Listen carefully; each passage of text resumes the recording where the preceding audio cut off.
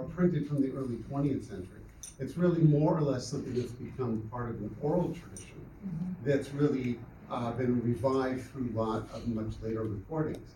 In different projects that I've done to try and put this into perspective, if you look at the 78, the collection of 78 sound recordings, only about 10% of it is klezmer. The vast majority, 2/3 of it, is cantorial music.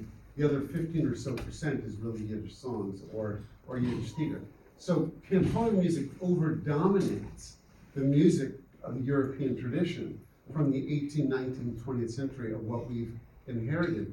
The big problem is we don't have indices to find this music. I mean, it's a real shame that in so many other traditions, if you look at, hymns in the Christian tradition, there are so many different indices that you can go to find that information. As a field, we are so far behind. We are so far behind. So the center that I direct, the Lowell Milken Center for Music of American Jewish Experience, we're in Los Angeles.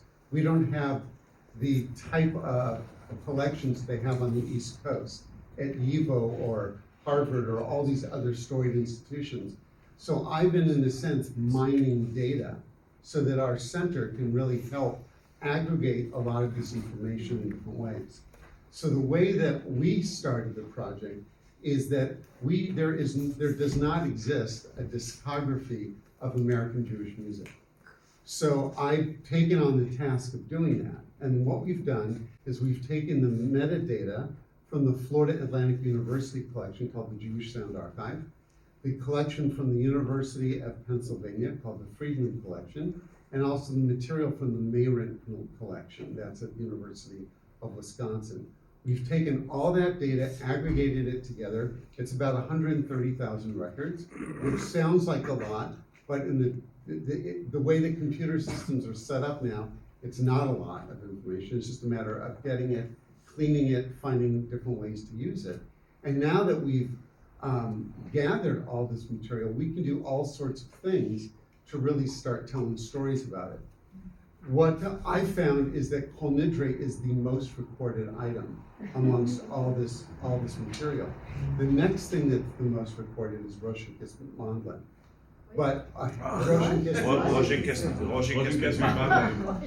And if you look at pre-World War II, it's dominated by cantorial music. Post-World War II, things are dominated, and this is in American collections, right?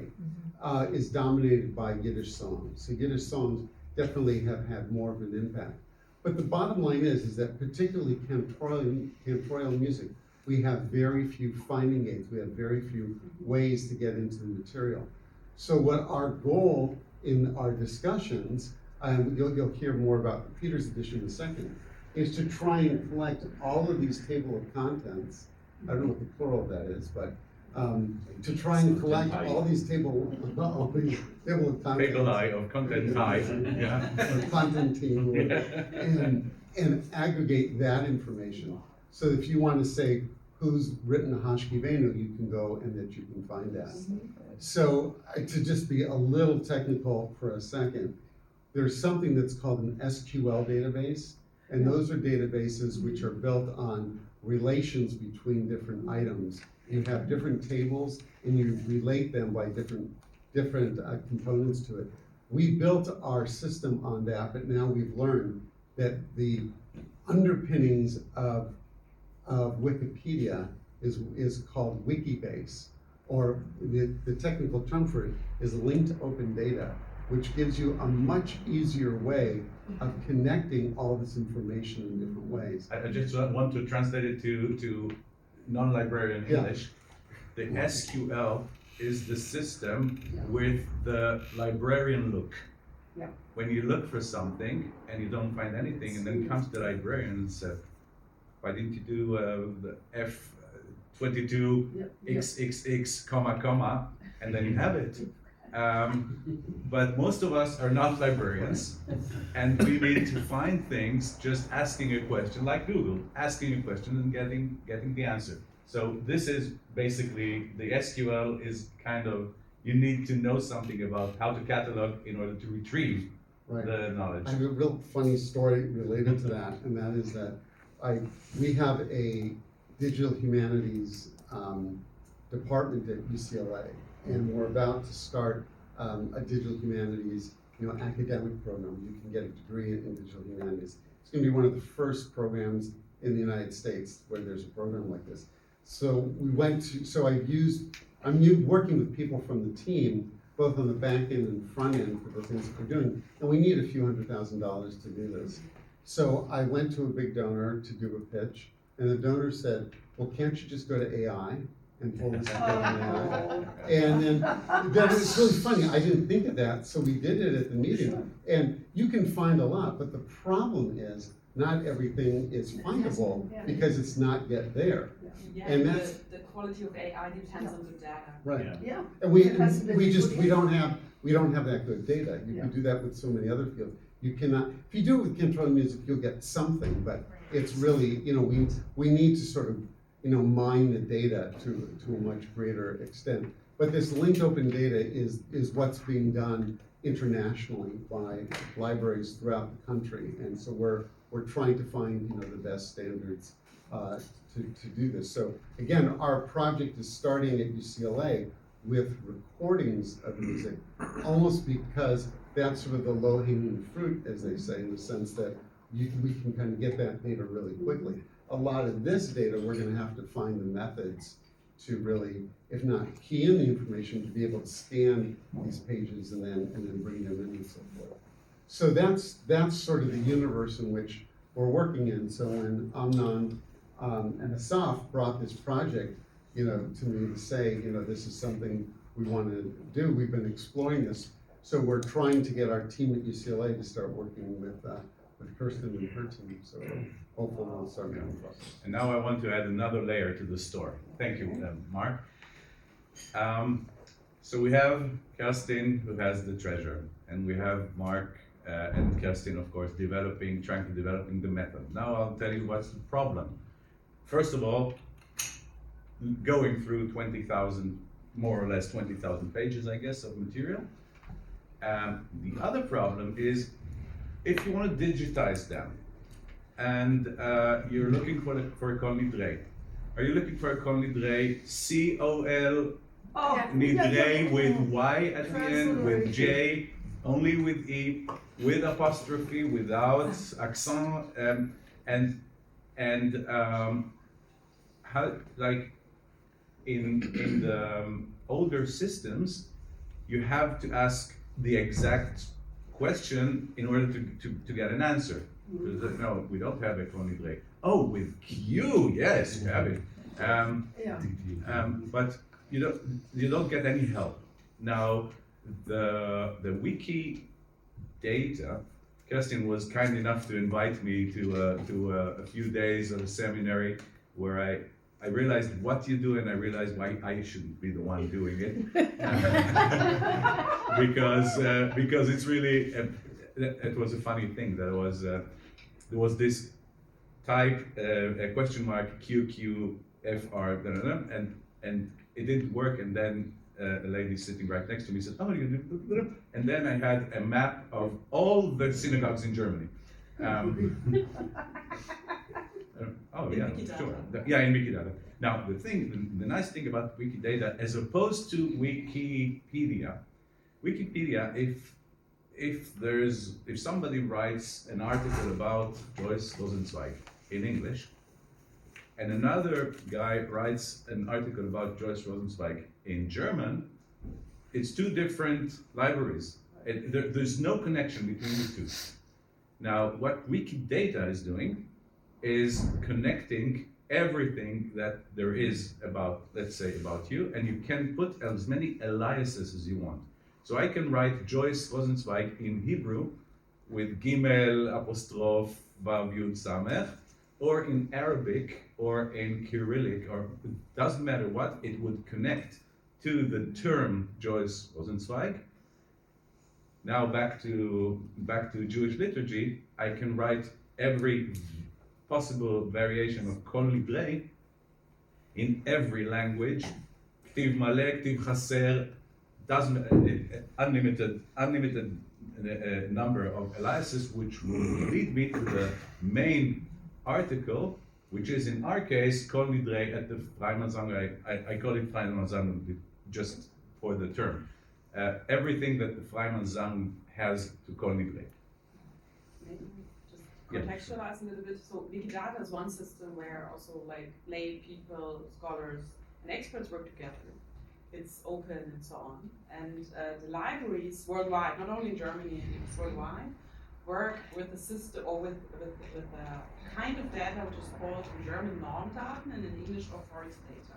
And basically there it's done in libraries like kind of maintain these databases. There's the National Library of Israel does that, we have a German language thing, the Library of Congress does it for the US, and basically Anglophone world. And there you have this kind of structure for names, for persons, for people. So I don't have it prepared and I don't want to mess up the computer, but we have, for example, such an entry on Maimonides with like 40, 50 different spelling versions, including all the transliterations of the Hebrew versions of his name. And you also can do it for so-called work titles. And that would be also something, if you work on those projects, librarians and libraries are a helpful tool because they can establish this data, maintain it, and then you can make those digital tools work.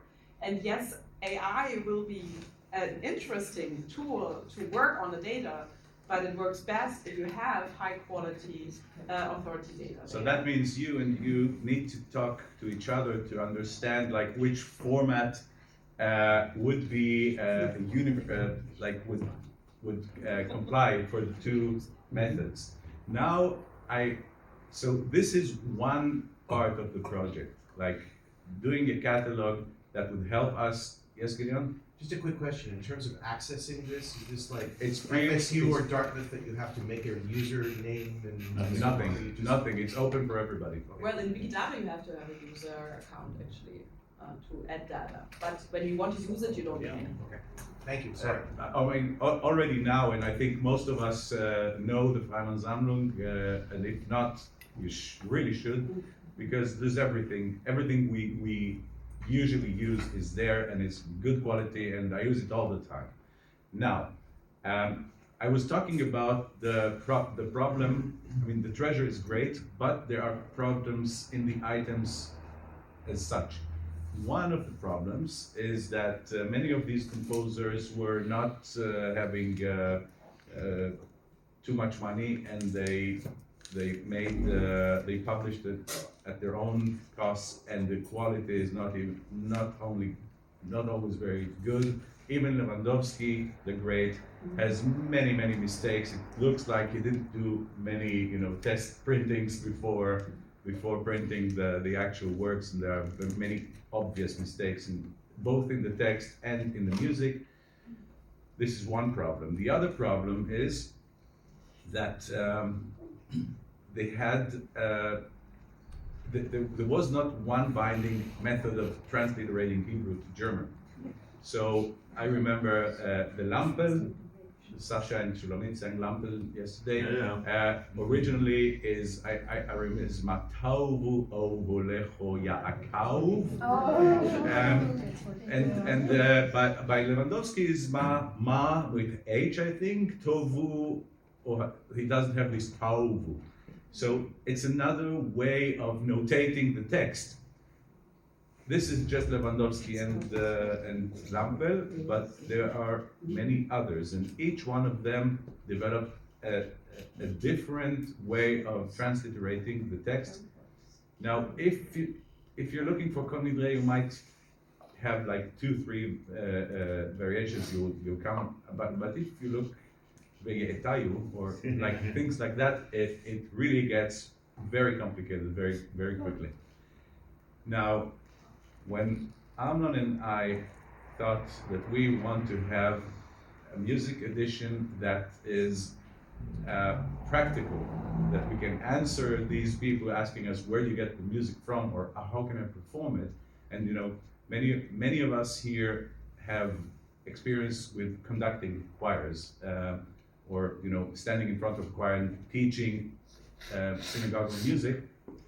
or language coaching and everything. Or being confronted by Church musicians. I want to perform this music. Where can I get it? Where can I get it? Right. We thought we are, we come from the praxis, and we are not musicologists, we're not scientists, we are chazanim.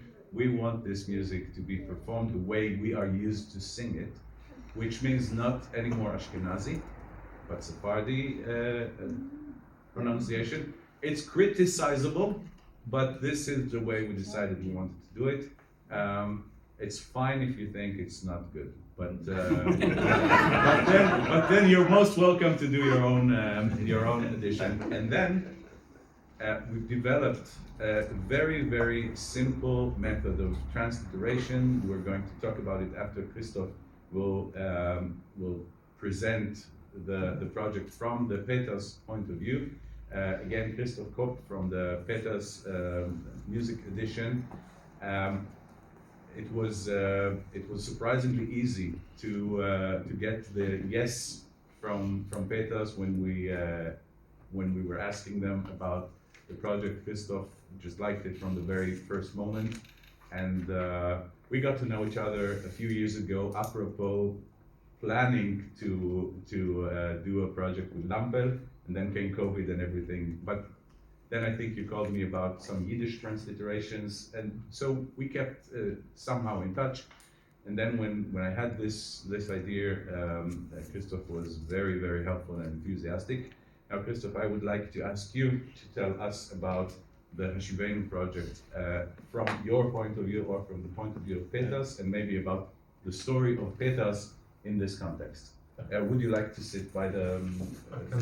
Yeah, sure. So, You just and before you start, excuse me, but the idea is that we've developed is basically republishing some of this music, or the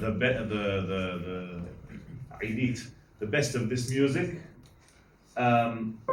in the way that Asaf described it, modern Hebrew, revised editions, in 8 volumes, comprising of Kabbalat Shabbat, Yemim Noraim, Rosh Hashanah Kippur, I think, 2 editions, Regalim, Life cycle. What else? Wait, Kabbalat Shabbat, Rosh Hashanah Yom Kippur, Regalim, small holidays, life cycle, diverse. Welcome. Thank you for inviting me. It was a pleasure to be in touch with you before you gave me the proposal of this edition.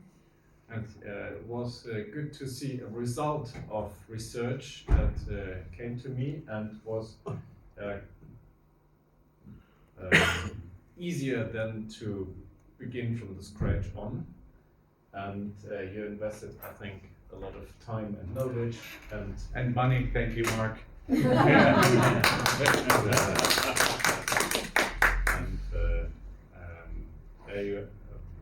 The doors were open when you came with the proposal.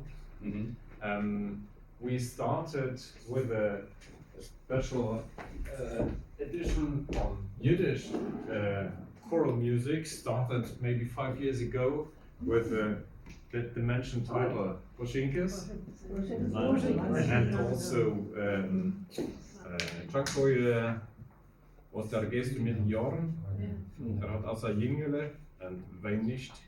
And was a 6th title which couldn't be published, and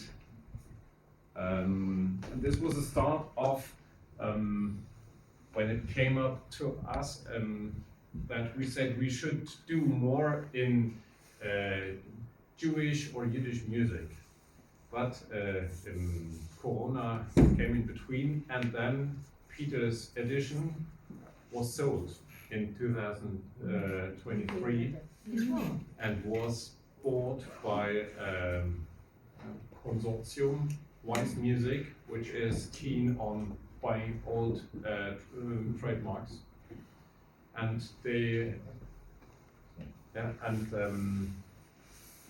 the print branch was sold to Fable Music, which was the distributor of Peter's edition in the UK.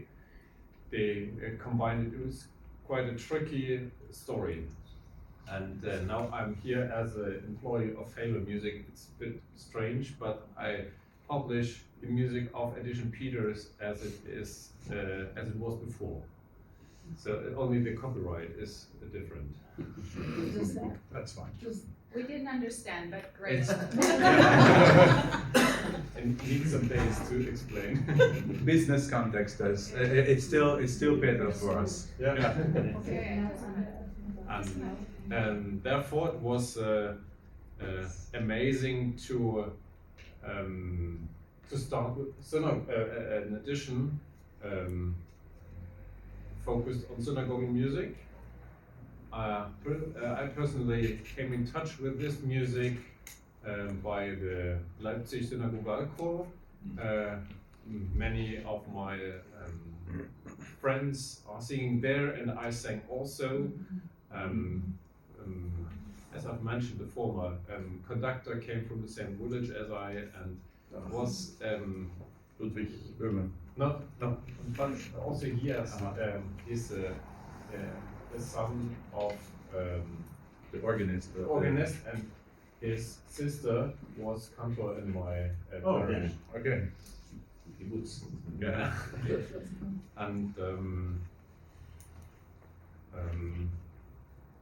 to mention the open doors, it was quite easy to convince all the colleagues and especially the management to invest in this edition, because the history of Peters is so connected with the history of Jewish music in Leipzig, and that it was not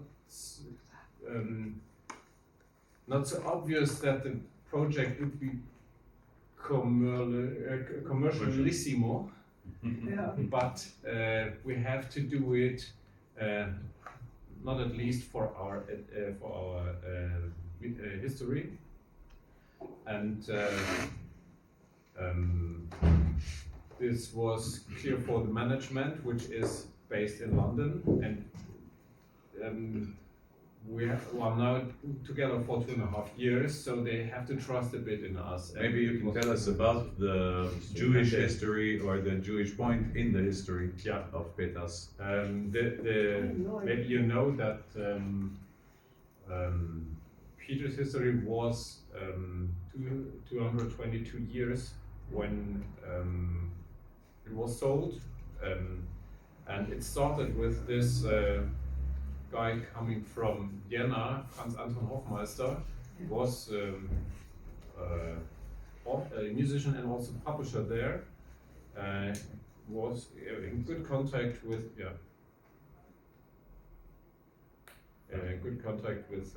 Beethoven, and this was a good story for starting up this company. And he went back to Vienna. Oh, okay, you can just. Fine. And his partner Ambrosius Kühne continued for the next 6 years, and then came Karl Friedrich Peters in 1813 and led the firm until 27. And a third manager, Karl Gottlieb Böhme, defined to remain the name Peters, and since this time it is Peters, but was always named Bureau de Musique and then the name.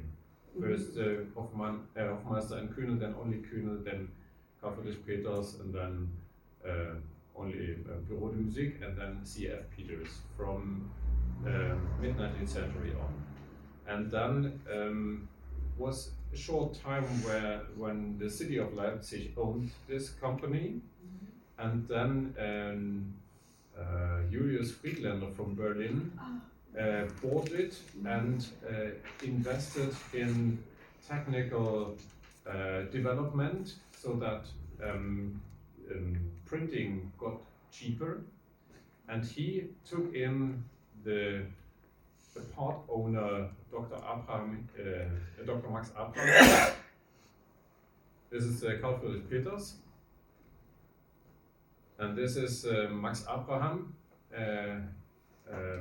lawyer coming from Danzig, and he brought in the Jewish side of the history, and he was keen on this combination of technical development and understanding of musical repertoire.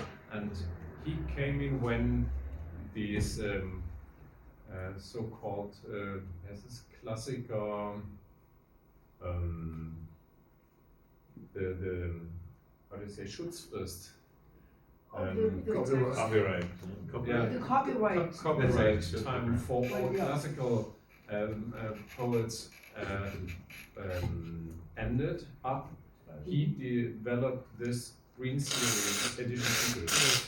Before it was only the Ode Musik and so on, but edition Peters is from 1867 on fixed term for this Green Series edition.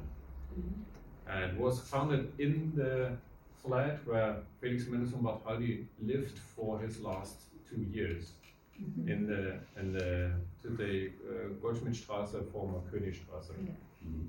And then it was such a commercial success because he could offer the music for a fifth of the price, and therefore you can find so many editions on Grandma's Oh, yeah. roof. And It's the go-to place for Yes. any of us that need opera scores, piano, Klavierauszüge. yeah, Everything. It is the place to go. and of course it was in Leipzig, second half of 19th century, Yeah. so concentrated place of publishing that they Yeah, could Felix reduce the Motte. prices and get best graphical quality and so on. But I think around 1900, 90% of all worldwide distributed music, printed music came from Leipzig. And he established this, could build his own house 10 years later by an architectural concept of Otto Brückwald, which was afterwards commissioned to build the Green Hill in Bayreuth. And this is the Peters house till today. Yeah. Indeed. It's a beautiful. Yeah, it's beautiful. Impressive. And it's Very inspiring. great. The rooms are constructed for this work, and you can feel it. Yes. Mhm. And he established. He donated for different things because of this commercial success. He had a good editor, Alfred Dorfe, who was first antiquarian and brought in a big collection of manuscripts by famous composers. And Max Abraham opened this collection for the public as the first music library in Germany in 1894, 1st of January. And they have an amazing guest book with all famous composers and their signatures. And this is great. I've consulted with students in the seminary. Okay. And in 19 Abraham died, and his nephew Henry Hinrichsen took over, and he was not as close to the content, I would say, but had a good mind of managing all this this company and the direction of publishing. And he founded many things of the cultural life in Leipzig. For example, the first high school for women in Germany, 200 meters far. Today, Henriette Goldschmidt Schule, and donated to buy this instrumental collection today in the university, coming from higher from Cologne, and gifted many pictures for the public museum, and was a lead donator for the city. And therefore he was convinced that he is accepted, and couldn't imagine that he would be in the end murdered in Auschwitz, 1942. And also a part of his family died there or in other concentration camps. Two of his sons founded new firms in UK and US. Max, the oldest son, named after Max Abraham, in London, and as a limited company, and Walter Hinrichsen. There's some impressions of the publishing house around 1900. This is the mentioned Alfred Dorfe working in the room where Edward Grieg lived, stayed in the winter terms because it was too rainy in Bergen, in Norway. And there's the warehouse. And I don't know this. This is the room where I'm working in today. On the left side, you can see the head of editorial, Ollendorf. He was famous. And he was the head of, and all the others had to stay. So I have to look at the watch. I have to be the bad guy. So if you want to, let's go to the. Yes, comes. This was a private room for Abraham and Hinrichsen. This is Max Abraham, the London leader of the Limited, and this is Walter Hinrichsen, which was interesting because he was a so-called monumental man, based in Berlin, and dealing all these familiar things in Leipzig. That was the second son. He was the fourth. Okay. There was also still Paul, Hans-Joachim, and Robert. And Ringo. Yeah. Okay. Sorry. These were the editions I've showed, which we made in 22. And There's some new music here. I remember Shatil, I think. Weinisch is a new composition in the edition for mixed choir that was commissioned to the Leipziger Synagogalchor, and I was fortunate enough to participate in it. It's really interesting.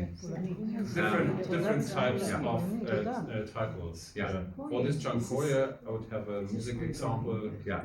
This Weinisch is Are you publishing more of this Yiddish material? not This is yet, ongoing. but maybe this new synagogue music could You have to emerge. As soon as we're done with the 8 volumes. This is the music of Weinisch. Yeah. Bernd Franke is. Let's talk maybe about how the Nazis took the edition and the story of Peters being taken from its owners. Yeah. Yeah. This was heavy. As I've read, it was too too much valuable for the Nazis that they couldn't shut it down, but they need the valuta of the export. And a friend of Göring, Kurt Hermann, invested the money, never reached the Hinrichsens in their lifetime. And the head of content was a former employee at Schott in Mainz, Johannes Petschul. And he took over, and there are reports that Hinrichsen was not allowed to enter the office, but came in when the employees went home. And he met with Petschul to give over, to describe procedures and detailed information. And then he was de-owned in not exactly after the pogrom, but more or less a year after in 1939. And then he had to flee and hesitate a bit. And of course, from today's point of view, too long. On this journey where he wanted to go to England, he stopped in Brussels, and his wife died there because she couldn't get insulin as a Jewish woman, and he stayed there alone further on and was discovered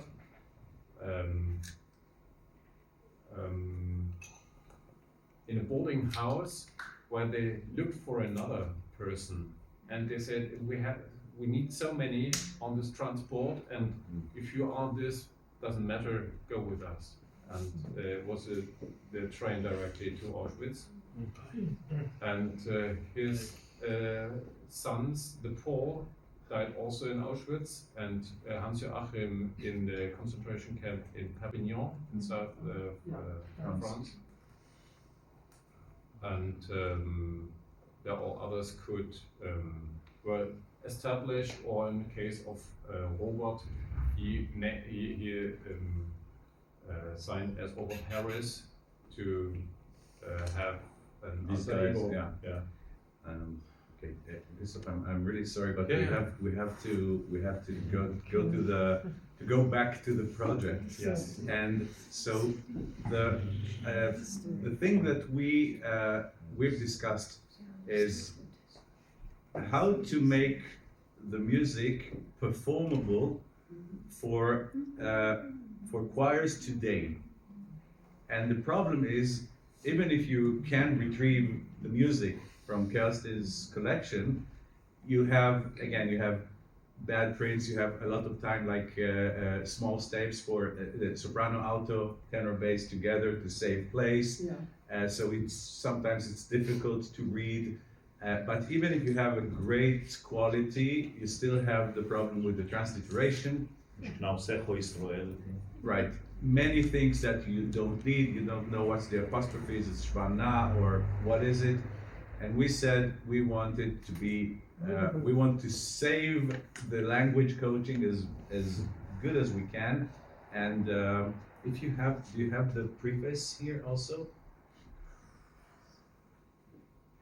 No, oh, okay, forget it. Yes, It was the next is. So we developed a very, very simplified table of transliteration, which is as follows. Maybe, I want to explain very quickly what we did. First of all, the English transliteration is the main principle. SH is Shin, TS is Tzadi.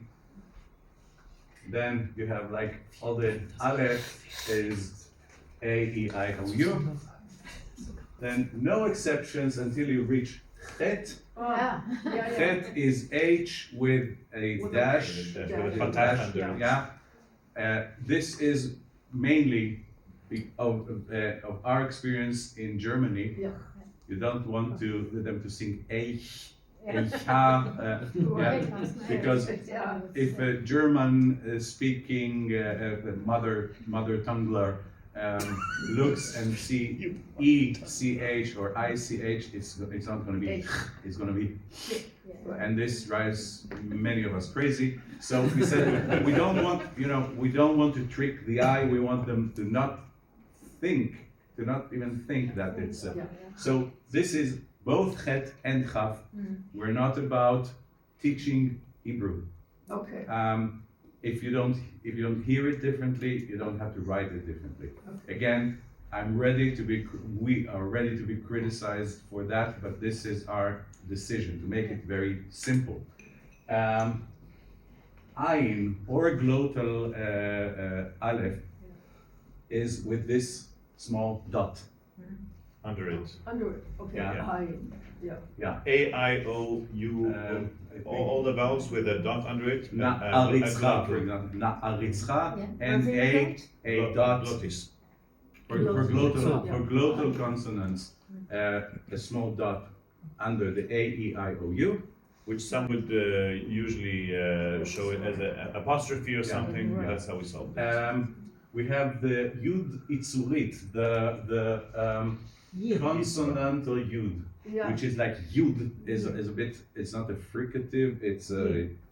There's It's a name lingual. for that. It's a lingual. Yeah, it's quasi fricative. There's Yud. So we use Y for that. Yeah. And otherwise it would be I, and the diphthongs, I, A, Oi, Ui. That's it. No apostrophes, no accent, no E standing on its head or anything. And we used Y and not I, so the Germans will not read the EI as I. It's I, right. A. Yeah. Right. So we just try to simplify matters as much as possible, and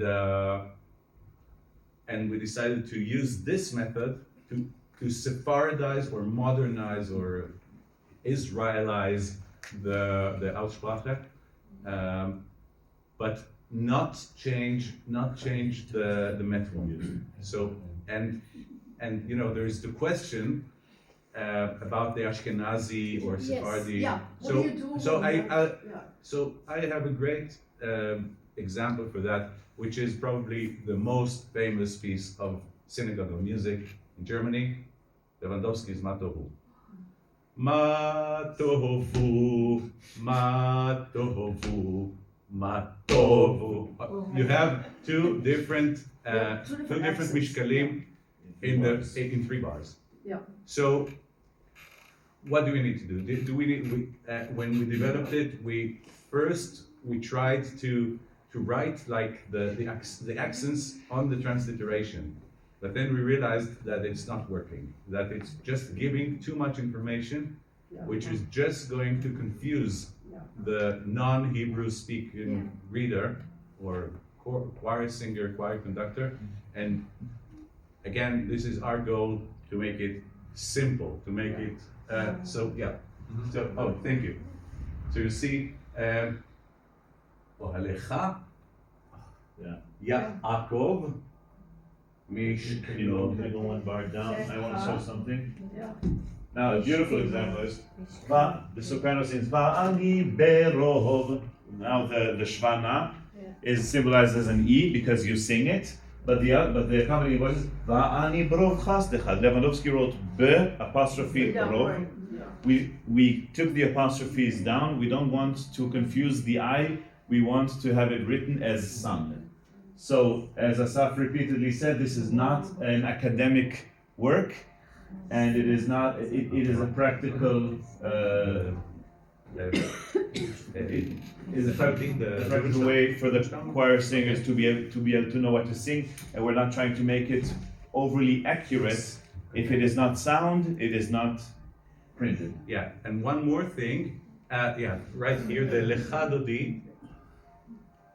Basically, Shvanna is like Segol, is Okay. Yeah. and again, we don't want to to give too much information. If you want to study Hebrew, study Hebrew. We did decide to do something about the notation, and this is called a chakatura in music notation. That is the grace note before the beat. Lecha, lecha, do, di. Yeah. So we're trying to be consequent about that. Again, to avoid any doubts. The main idea, I repeat that, I'll probably I bore you already. The main idea is just to make it very, very simple and easy to perform. I know for some of us, even for myself, this chet, I didn't like it too much in the beginning, but I got used to it. And whenever you sing a language which you don't know, sometimes we need to sing in Czech or in. Oh, yeah. And then you have to learn this, and it's once and for all, and then you know how to do it. But Hebrew, in many senses, is an easy language to coach, because you don't have the and the and you just have a, e, I, o, u. That's it. And then in modern Hebrew, you don't have het and chav, kuf and kaf, bet and taf. So you ayin and aleph. So you don't need them in order to sing it correctly. You need them in order to speak Hebrew. But then again, go study Hebrew. We're just here. Just a second, Paul. Yeah, I have a small remark.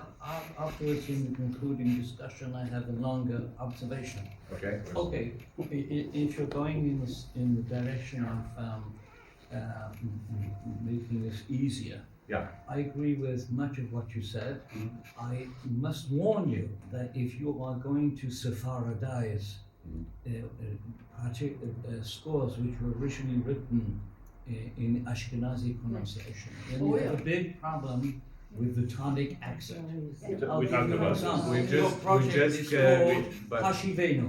Yeah, we referred to this. Most Kazanim saying Hashivenu, which is wrong. It's Hashivenu. We don't talk about wrong and right Okay, here. that's Just- just a warning. Second remark is, I do not agree with tzaddik being transliterated as TS. I also don't. Because if you have a shvanach, someone who doesn't know Hebrew will read let start at T and then S. And then the S. I suggest that just as you've used the dot beneath the supralinea dot to point out the head, then you could use a dot under the Z. This is to be pronounced sir. Yeah. By the way, in Sephardi pronunciation, it's not sir, it's sir. It's an emphatic S. We It's double infidelity. But we're not. Joseph, So I say the Z with a we dot ha- to yeah. distinguish it from I want to say, Zion. Thank you. I also don't love the TS. We had this. We discussed it, not only the two of us, for hours. The only reason why we didn't hit each other is that he was in Mannheim and I in Berlin. But the problem is any other solution, Z with a dot or a C with a check or whatever, Yeah. all of these things have many other ways that they could be read by Czech people, by Hungarians, by That's whatever. true. You create the same set of problems that you solve, the same Yes. amount of problems that Yeah. you solve. So I don't like the solution, but it is practical. And I want to say just for a second that these two pieces will be sung tonight from this edition, not exactly the Peter's edition, but the draft that we handed Peter's with this transliteration. And this I- is maybe the right time to give you the I was- foreprint. You already have I was it. in the rehearsals, and I've just and of course the choir had to sing like 8 or 7 pieces with different transliterations, and these were the easiest ones. So they really had no problem once they realized, that's a ch, that was that basically. Okay, Maybe I missed this. Yeah. While I was trying to decipher that very long chart. But a word like beiratecha, Yeah. what do you do with shva? That's, Shvana. well, that depends. If the shva, If it's sun, it's So, Yes, but it's we're just as latte. oh, it depends on how they composed it. We're just as inconsistent as the composers were. As I showed, Va'ani brov chaslecha, Yeah. it's the bet is shvanach, it's shvanach, but we Right. didn't show it. Va'ani brov chaslecha, but in the sopranos, Va'ani berov, then it's an e. Otherwise, if it's not an e, it's nothing. Now there were also some composers who composed a shvanach as if it were a shvana, which was wrong, but this is their problem, and we're not fixing that. Yeah. We Sephardized it, we did not hyper-correct it, and this is a compromise that will be criticized from all points. I have an idea of how to explain what we did. If you have Waze or Google Maps or whatever on your smartphone, Yes. it shows you like you go like this also when you go south or east if you have to go straight, right? I mean you can put your Waze so that you go. It tells you go like this, but you have to go straight just because it's genodet. It's the north is right. We kind of decided that the north is straight ahead. Wherever we go north, right? And then we turn right and we go north, and then we turn left and we go north. So this is a very practical decision, and you're absolutely right from an academic point of view. Now, from an academic point of view, I'm very happy to tell you that Mark and Kerstin are working on a thorough catalog that will help you retrieve, for no cost, all of this music and perform it or read it or learn it the way the composers wrote it. We made our thing is both artistic and commercial. That means we don't print every single piece of the Freimann-Sammlung, but we have in Germany say the Qual der Wahl, yeah, the torture of choice. We have the torture of choice of leaving so many wonderful pieces out of the canon that we're writing. Christoph, I'm sure that we won't stop at 8, we'll probably have 15, so we will maybe, after we're done with that, we'll be able to print even more music for Kabbalat Shabbat, even more, or maybe a few of the composers who are good enough or interesting enough to do a whole edition. I don't know. But first of all, we're going to give a first kind of canon of 100 years of synagogue music that is practically non-existent. Yes. Yeah, I have a question about the volumes that are about to be released. Is it like according to places, according to... No, it's according to liturgical logic. So the first one is Kabbalat Shabbat. Oh, okay, yes. Im deutschsprachigen Raum. Yeah. Kabbalat Shabbat, Shabbat, Rosh Hashanah, Yom Kippur, Regalim, Pilgerfeste, small, minor holidays, life cycle, and miscellaneous. These two pieces are from Berlin and Munich, and they will be in the same volume. Because they belong to Kabbalat Shabbat. So are you interested kind of to show the variety of different local styles in Germany for every... No, we're interested in showing the best music for Kabbalat Shabbat that was written in Germany between 1838 and 1938.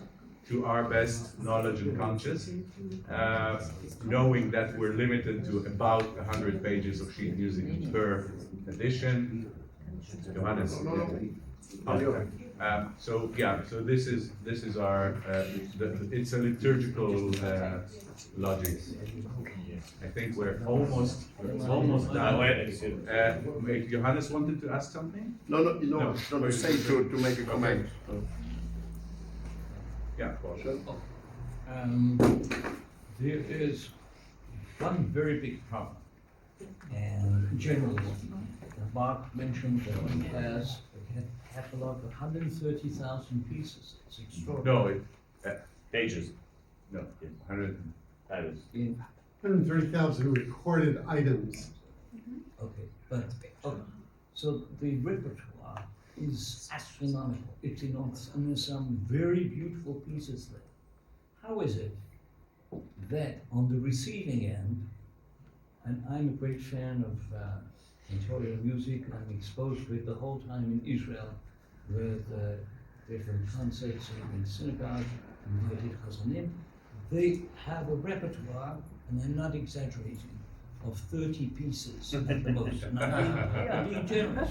They sing the same thing over and over and over again. That's true. The big problem is how to publicize, how to make people aware, even teachers of Jewish music. Well, that giving it to the repertoire Petas is enormous. is a start. I think giving it to Petas is a good start of promoting this music internationally. We're thinking already of how to raise awareness not only in London and Germany and everywhere where Petas is very active, but also across the ocean. There's a big scene, but this is more like a question, a commercial question, and not an artistic one. I totally agree with you that there's so much repertoire to be discovered, which is just as good as the repertoire that everybody knows.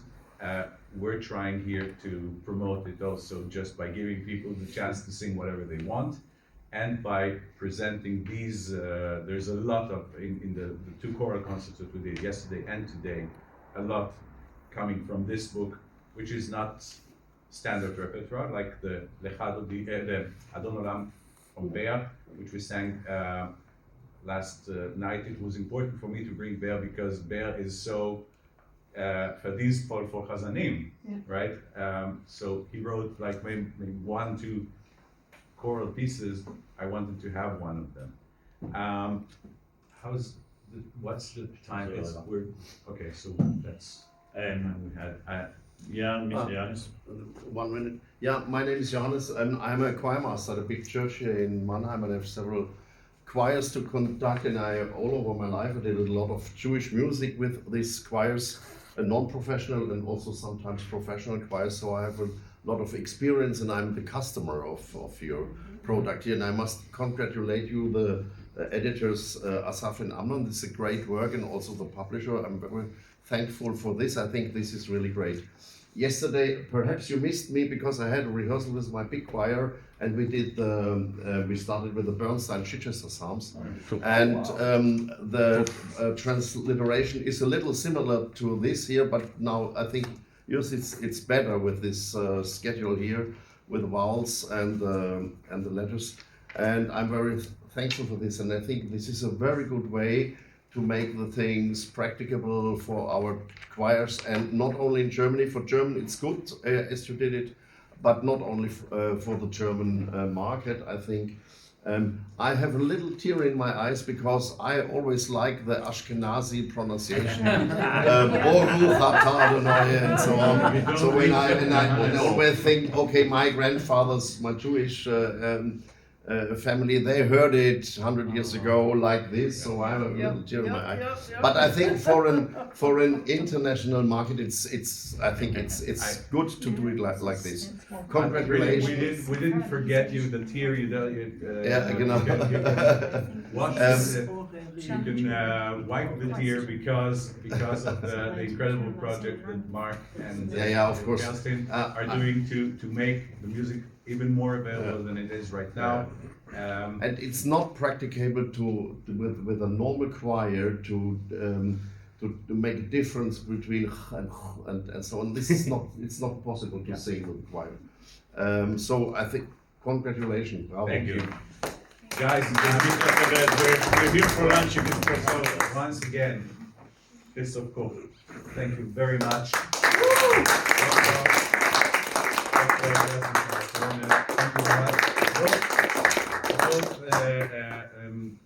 Both of you are staying for the day, and you are coming with us to the concert. So, and of course, you're most welcome to see the wonderful master classes, and just you're with us today, and also food, of course, everything. And if you have a question, please come. Yes, yes, of course. Mark, thank you very No, no, much. no.